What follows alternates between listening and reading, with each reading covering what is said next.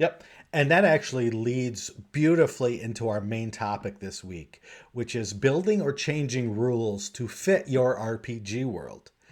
So last week, Teos and I tackled the question of world building, specifically on building a brand new world for a role playing game from the ground up, or possibly from the heavens down. Uh, and one of the topics that we covered last week was the rules. If you choose to use an existing rule set, you need to be aware of how the rules themselves dictate what the world you are building will be to a greater or lesser extent. So, as we were talking about that, that brought to mind a related topic that has been on my mind a lot recently, and on Good. my computer screen quite a bit, which is what do you have to consider when you're building or modifying RPG rules to fit the world that you're building? And that's why I want to have Dan and Jason on to talk about their experiences and their thoughts with this topic. And I was going to break it into three categories, which is using existing rules for non D&D games, which Jason has experience with, then building new rules for your world, and then using 5e rules for your world. And that'll cover a lot of the interests that a lot of our listeners have. So, starting with existing rules for non D&D games. There are several rule sets that you can license that are made specifically to be adaptable to different settings, genres, and worlds. The Real Thing, which is used powered by the Apocalypse, did exactly this. Yeah, and he little holding up there for good measure. What was that experience like building this rule set for a world based on the lyrics of a popular band? Yeah, it was really, it ended up being the only way to go. We started this project knowing we wanted a narrative focused game and we were going to build our own mechanisms. We actually had some of them designed, some rule sets designed. And we got deeper into the project and we were talking with Faith No More, the band, and figuring out what is it that they do or don't want to be front and center on a game that's about their music. And we just really landed on picking a very slim, story driven, character driven system. And it doesn't get much better than Powered by the Apocalypse when you're trying to do that. It was a lot of fun. I mean, the system that they have in place, the 2d6 system with the success, failure, and mixed success, is a really strong method for telling stories, I think, particularly when you want player involvement in telling those stories. And we just decided to lean into that and give even more power to the players. And we invented the only really new thing we did in this system was create a discovery mechanism, which was you create your character's backstory when you fail. So you get to write a part of the story about the history of the game, the world. When you fail, that's the benefit to failing essentially. And it's also the experience that you get. You gain an experience point, you mark a discovery, and you tell a story. And it turned out to be really powerful. It fits with the philosophy of the music we were working with, which was very reflective and introspective and those sorts of things. And I don't know that I'll ever want to create a rule system again because it is so much work and I've done it so many times to no avail. When there are these great tool sets like Powered by the Apocalypse, Fate, obviously 5e is a great sandbox to work in. So yeah, I loved it. Dan, do you have any experience with outside of D&D? Yeah, I mean, I've played all kinds of non-D&D games. I tinkered around with using the old D10 White Wolf system for other non-specifically White Wolf and horror games because whenever you have a dice pool, target number, build successes, do the thing, and you can really flavor that. That can go wherever you need it to go, right? It really comes into the nuts and bolts of how you define what actions are and how those work within that system. So that's a really easy way to take a game concept that doesn't already have its own system, take another one that and then just change the text, attached to the mechanics to fit whatever you're trying to do. And something simple, using dice pools, target numbers, gathering successes to do the thing is a pretty simple way to do it. And the math on those D10s is so great. It's just so easy to Yeah, factor. Yeah. You just really it's easy. almost like back of your mind, you can figure out how successful you're going to be ahead of time. It's great. Yeah, Yeah. it gets weird when you have ones canceling successes and all of that. That makes the math tricky. But Yeah. I've worked on a Fate game, a Fate system called Part Time Gods of Fate. It was based on another game that had its own system called Part Time Gods, and we said we should update this for Fate. And the Aloy Santa, who made the original game, said, "Sure, go ahead." And we kickstarted it, and it was so much fun because part of Fate is often building the world as you build your character, right? The aspects of the Fate characters are often tied to each other or tied to the world. And with the system that we created, and it's also other games have used this, where you tie your character to specific locations that can have a game mechanical effect on your character, what you can do. If you're in your home base, or if you're close to your home base, or if you're far from your home base, different things can happen. But as you're building your character, you're also building the world, which is a cool way to tackle world building in a way that you know will draw the players in, because the players are doing some of the work for you. Jason, you were saying, half the time you build this stuff into your world, the players never see it. If they're building it, they're going to see it. Yeah.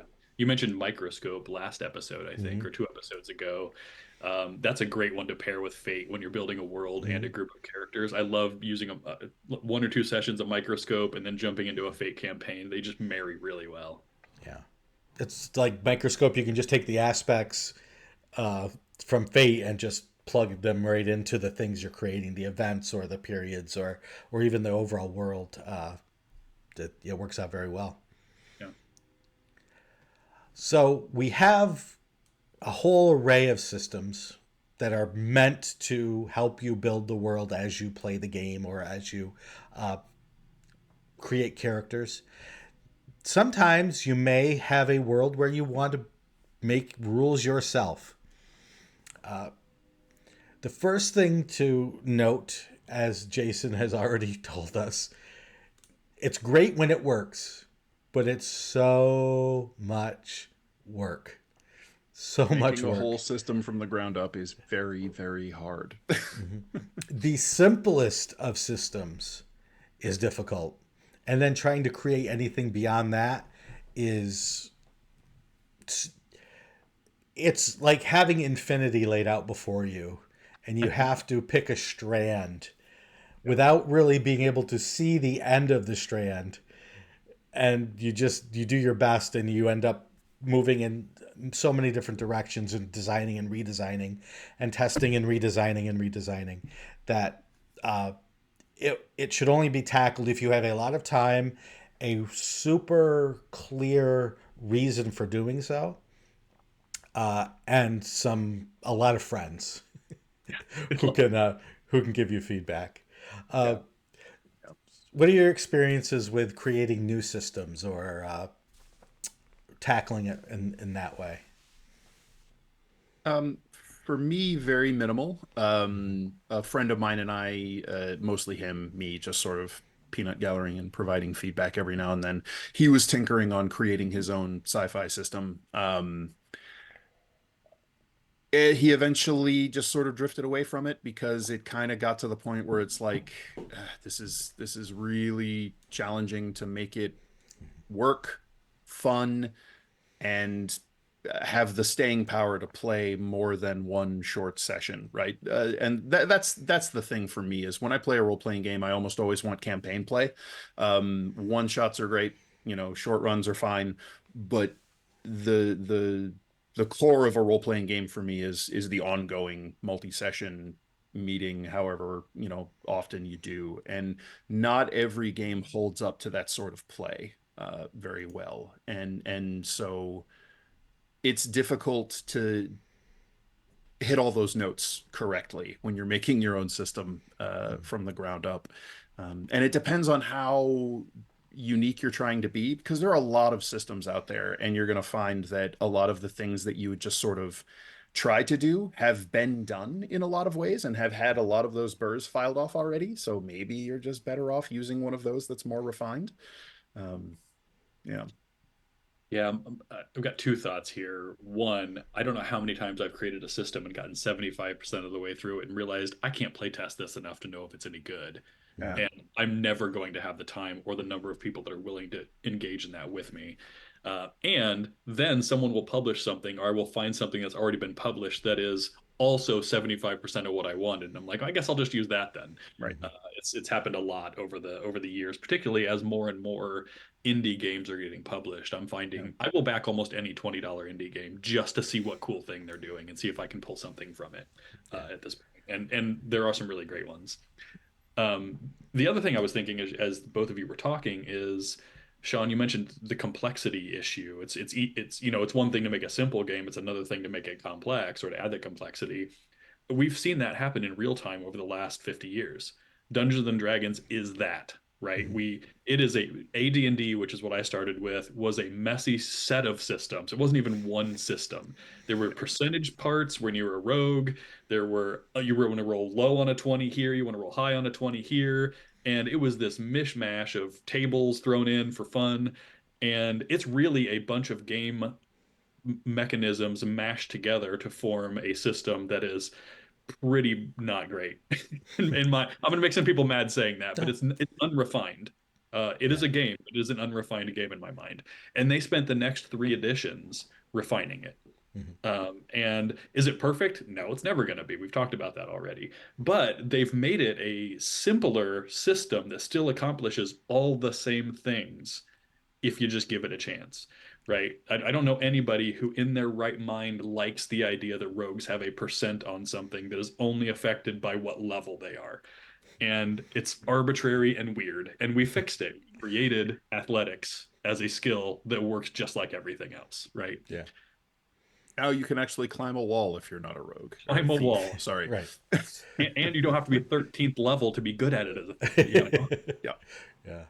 Yeah, I mean, I always tell people that AD&D was the most amazing game.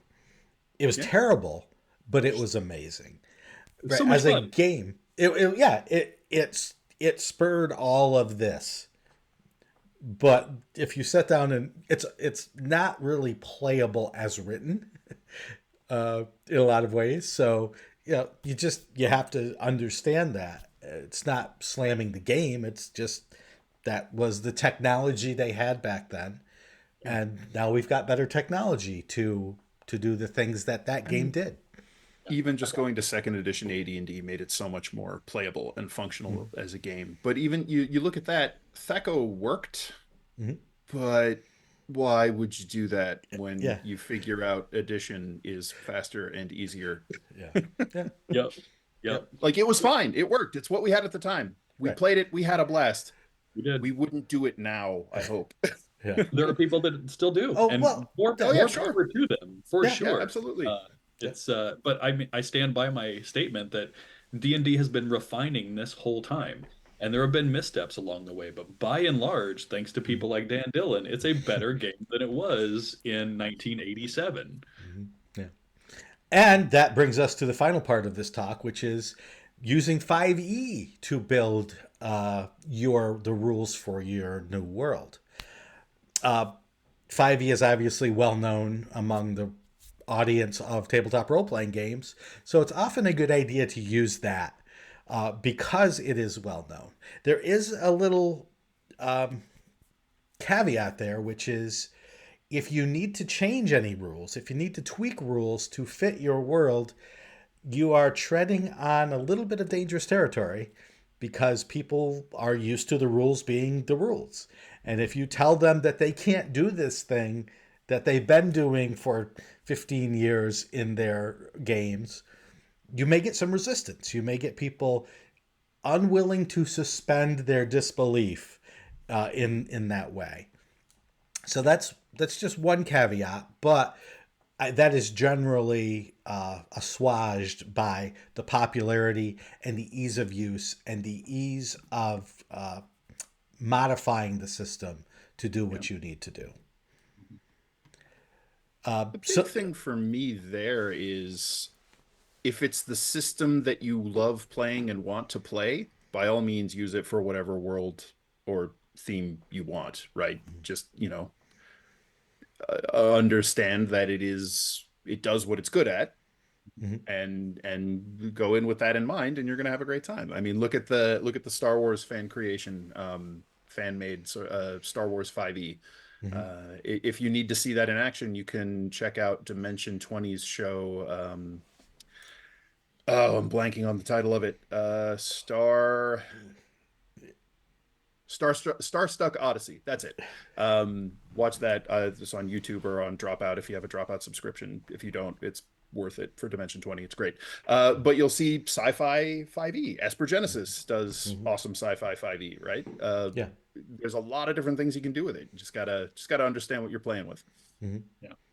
Well, and to the comment about people getting upset about, making exceptions or changes to those core mechanisms, I think it's arguable, and Shawn, in our show notes today, you've argued that there even published material has said, yeah, but don't do it here because of story, right? Mhm. And we see it in the things like Critical Role and the other shows that you can watch online, where they are making their own rules and creating their own exceptions. And I think as a culture, or as those shows like that are changing the culture in a way that is making it acceptable to say yes and Mhm. during sessions when you want to change rules, when it fits a story and when it makes the situation more fun.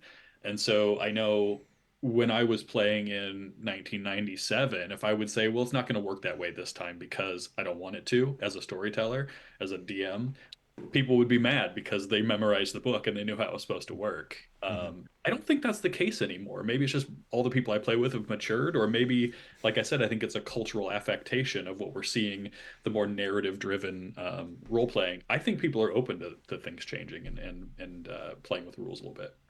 And as you put it, I think that's not so much of a yes and, it's a little bit more of a no but, right? It's like, no, you can't play a paladin in this setting, but you could do this thing, which is similar-ish, right? It'll hit some of the same flavor notes that you want, but Mhm. fits with my conception of how divine magic works, whatever.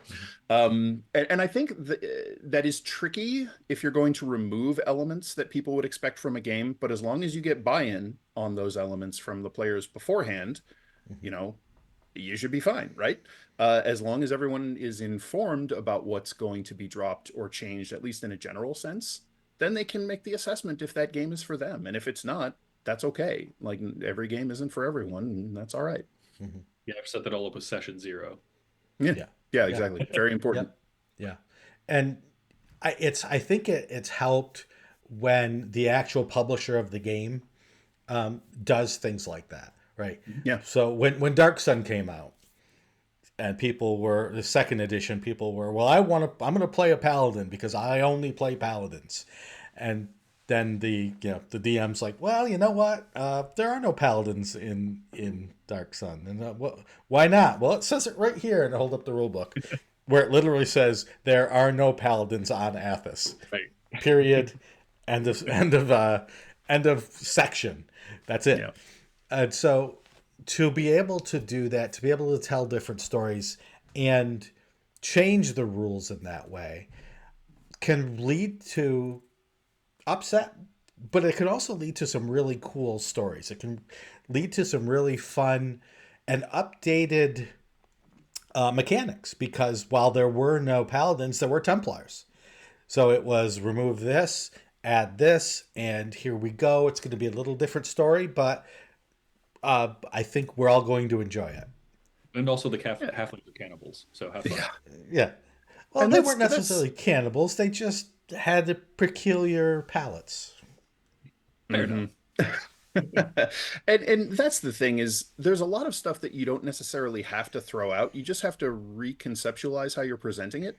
Um, Dark Sun is a great example of this, especially with the paladins because paladins function inherently so differently in fifth edition than they did in previous editions, where paladins in fifth edition don't have to have a connection to a god. That's not where they get their power from, right? Yep. They get their power from their oaths, which don't many of them are devoted to gods through temples or whatever, but they don't have to be, and the class doesn't assume they are. So it's like Templars of the Sorcerer Kings could be paladins. Maybe Templars could be warlocks, right? Who have made a pact with the Sorcerer King and drawing on that power. So there's a lot of different ways you can think about how the things in your world could interact with the existing rules, and you can just try to set aside some of your base assumptions of what those things might be and Mhm. find ways to make the existing stuff work if you're worried or don't want to cut something out entirely. I know I have had conceptions in games where I'm like, oh, I'm not going to do this or allow this stuff because I'm running a game with this flavor and this sort of cultural style.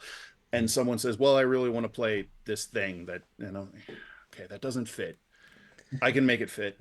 Let's recast it, right? Yeah. And there's ways you can work with your players Mhm. to make it happen and Yeah. not compromise the vision of the world you're building.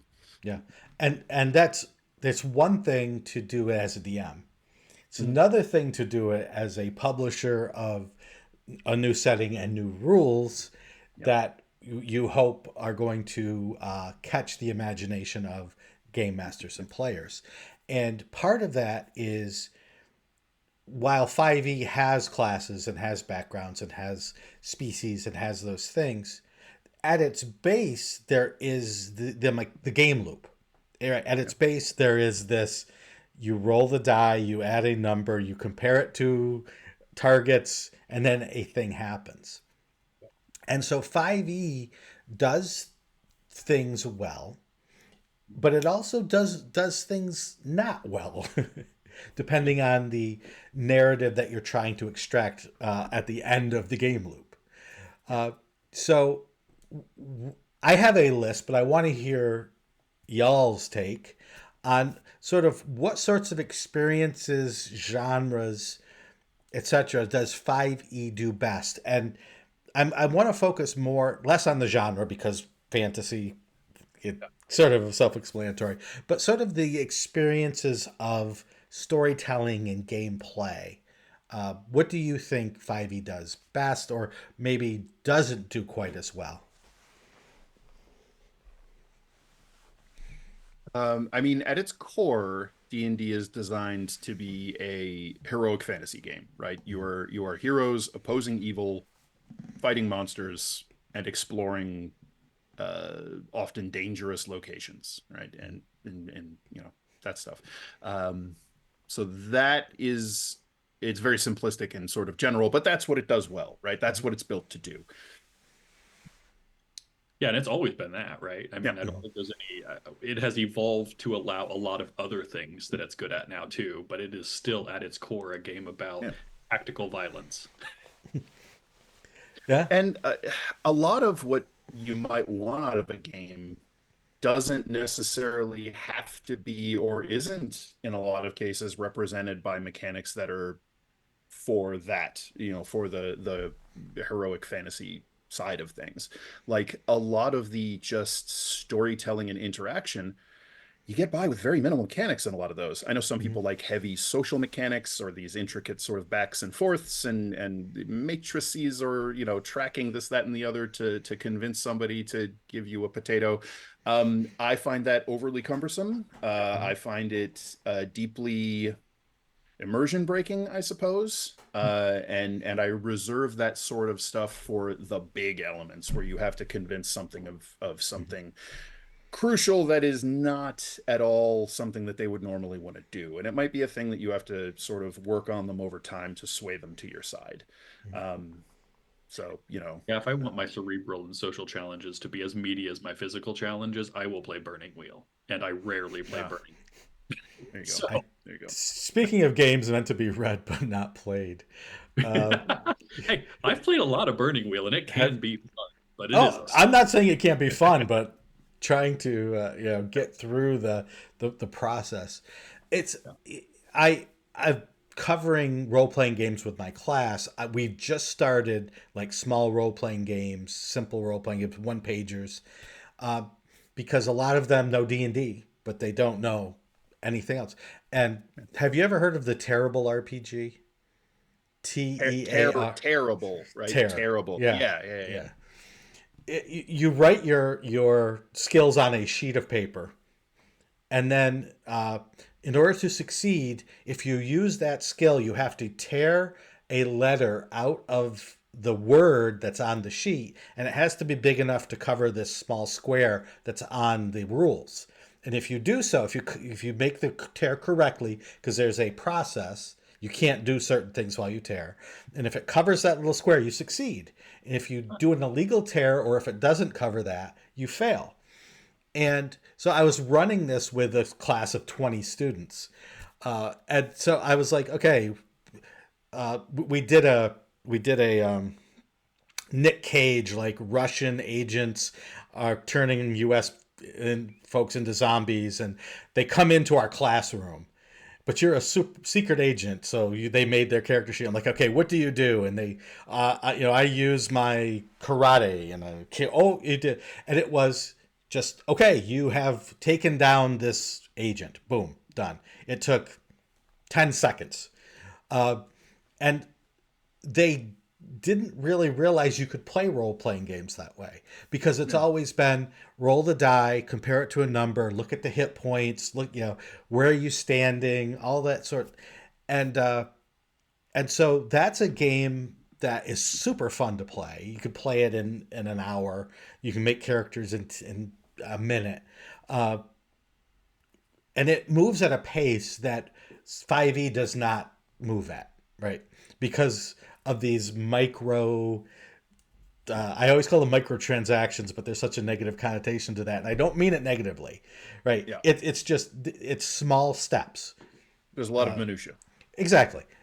And so if you are making a game that tries to embrace quickness, tries to embrace fast-paced storytelling, you either have to do something different with 5e or go to a different game.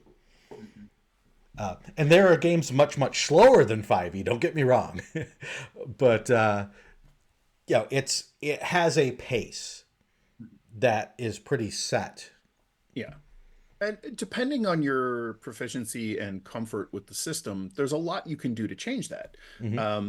But that does get into messing with sort of the guts of the math of the game, and you're sort of just taking your life into your own hand, your metaphorical life into your own hands when you start doing that. So I applaud people who want to do that. Good luck. But you can change things like hit point totals to where you can complete battles that quickly, right? But it's set up to be, this cooperative team tactical experience where you have to work together to bring down these threats. So that's very different than each secret agent taking out an enemy spy, right? Like that. D&D embraces the randomness in that way, right? So if you decide you want to mess with the amount of randomness you have in a game, you better have a lot of buy-in. So there are lots of hacks out there for how to speed up combat and make it so that you just start comparing numbers and going down the chart essentially during a combat. You can go through initiative and it's like, I did 10 damage, I did 4 damage, and you just keep going, right? It's not as fun for everybody because a lot of people really love the experience of rolling the dice and taking 3 minutes to do the math that should take 3 seconds, but sometimes it takes a lot longer than you want it to, right? Yeah. The other thing is, like, with something like the Tearable RPG, that gets into an interesting, like, your manual dexterity comes into play here. Yeah. So there are some people who are kind of just selected out of being able to effectively play that game, unless there are other ways around that. I don't know. I haven't read it in depth. I looked at it ages ago when it came out. Like someone who, if their hands tremor or whatever, right? They don't have that sort of fine motor control. That's maybe not the game for them, and that's there it is. And so that's sort of a downside. It's a reality of, and something that you need to consider if you're using a resolution system like that instead of just picking up and rolling a die.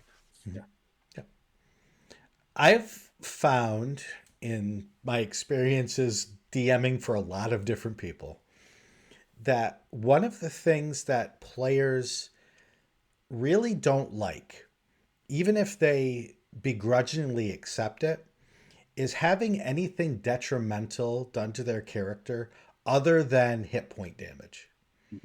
So being stunned, being at disadvantage. tends to make players of 5e grumble or just outright pout. I'm not even going to bother attacking because I have disadvantage. Have any of you noticed that in your experiences?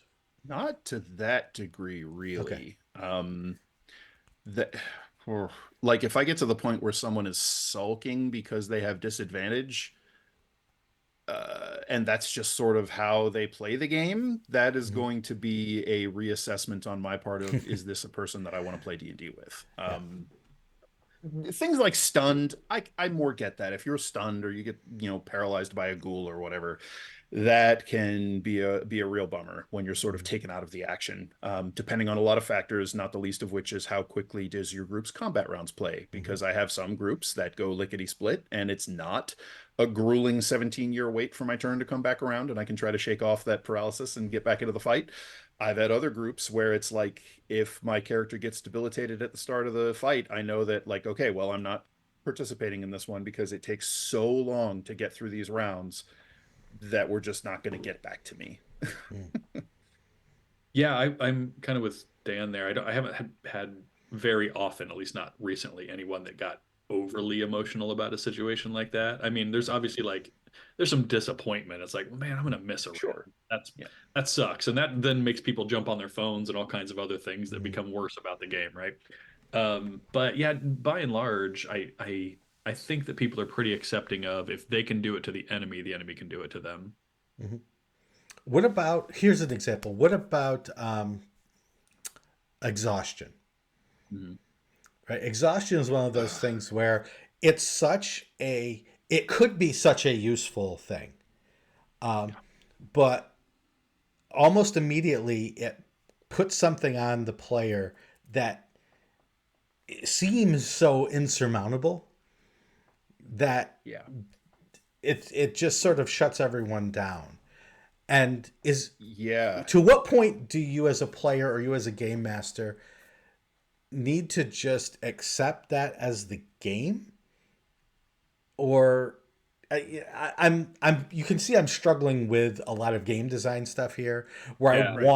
I want cool things to happen to the characters that aren't just hit points, that aren't Mhm. just you lost 10 hit points, Yeah. but there seems to be just a resistance at some points. Uh, Exhaustion is a great point. I love the concept of exhaustion, and I want to use it more as a DM and a designer. And I often design things that apply exhaustion, and I almost always end up scrapping it because, unfortunately, the massive tendency is, if a single level of exhaustion, sometimes just a single level, gets slapped on people, and multiple for sure, that's almost an adventure day ender, right? As soon as that mhm, encounter is done, if they are at all able to, they will stop what they're doing, waste whatever's left of the rest of the day, and then take a long rest to get rid of that exhaustion. mhm, Um, yeah, I want to be able to use it. I want it to be a better tool. Unfortunately, the actual user experience, I don't think matches what the design hope for it was. And mhm, that's just my supposition. I wasn't around when that was designed. So yeah, I have, I'm holding on to a tiny shred of hope that maybe the playtest exhaustion will come mhm, back around and maybe see the light of day for yeah, the 2024 rules revision. Even though it was announced that it was not making the cut, I'm hoping that yeah, that reverses course and we get to see it, because that version of exhaustion, I think, is more of what I want, more of a yeah. usable tool. Yeah, and it's that was, for anyone who doesn't remember, that was one level of exhaustion minus one on your Yeah. D20 checks, two levels minus two on your D20 checks, and I love that. I like, okay, and that's and to much your better. spell save DCs. Okay, there you go, and then I was like, okay, at what point does, at minus two, do people start to get antsy about And it? At that's a good minus question. four, do people start to get antsy about it? At minus six, do people start to get antsy about it? And I was like, I would love a survey. At what threshold does your brain Right. shut down and you decide I don't want to do this anymore? At what minus? Yeah. Yeah, because I know where this question's coming from because of some of the work we're doing on Strange Hollow. I'm gonna take a little bit of a different bent on this, and I like things like exhaustion because they make things that were not going to be challenging challenging. So you can, from a resource management perspective, throw things at a group of first level or second level exhausted characters that they would normally wipe the floor with, even when they're almost out of resources. But because they're exhausted, that then becomes a challenge that can be fun for the story. It's like, oh, now I see why goblins are deadly, right? Because sometimes when goblins are fighting you, they have the distinct advantage of having slept through the night and you don't. And it's little things like that that can make story elements introducible even to a party that you couldn't normally introduce them to, because you have toned them down, even though they're higher level than what this encounter would suggest they should be. Yeah. Yeah, that one that one I struggle with because I get what you're saying and I agree and I want it to work that way. In my experience in play, it doesn't. All it does is kill the pace of the game because now the party wants to stop and rest. So you have to build in a timing mechanism or a device of some sort that says you have X long to complete this adventure. Spend your rests wisely, right?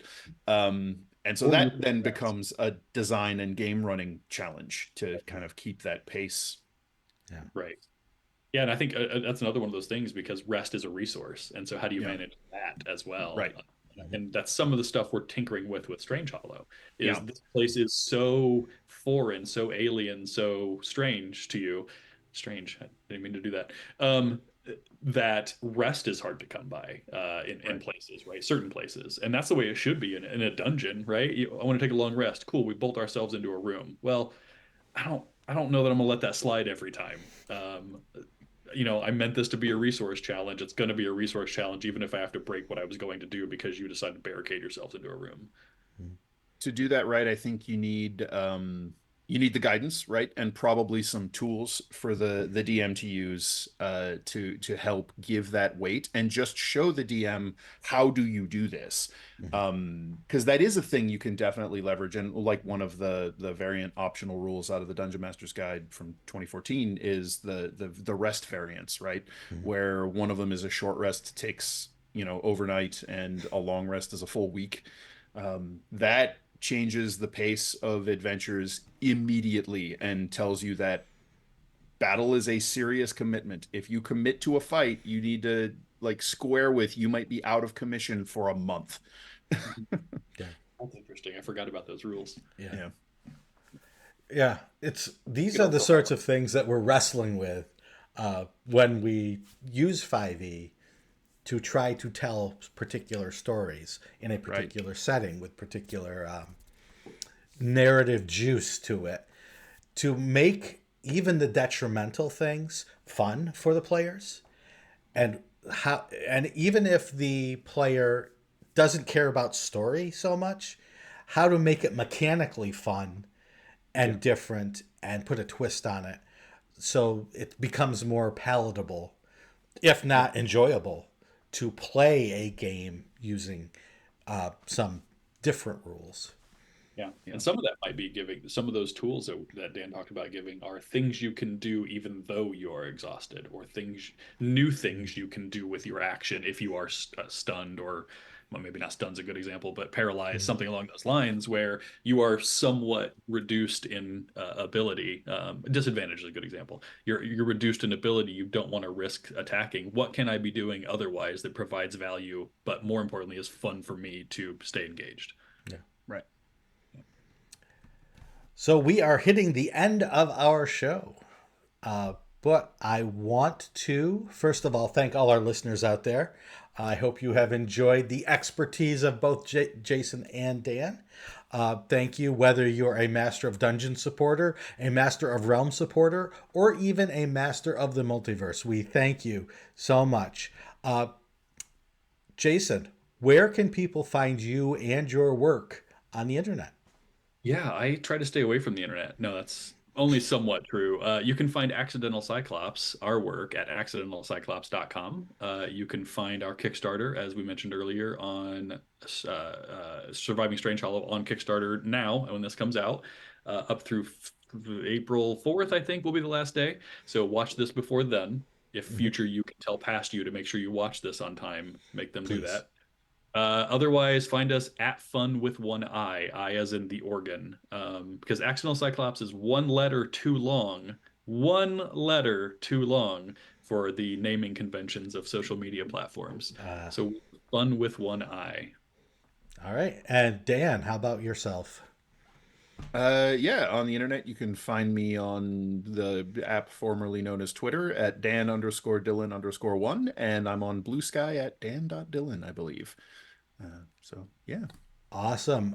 You can find the show all the places: YouTube, podcast. I already said YouTube. You can find me on Twitter and all the other places at Shawn Merwin, and the show at Mastering D&D. So until next time, we are going to go kill it on Kickstarter.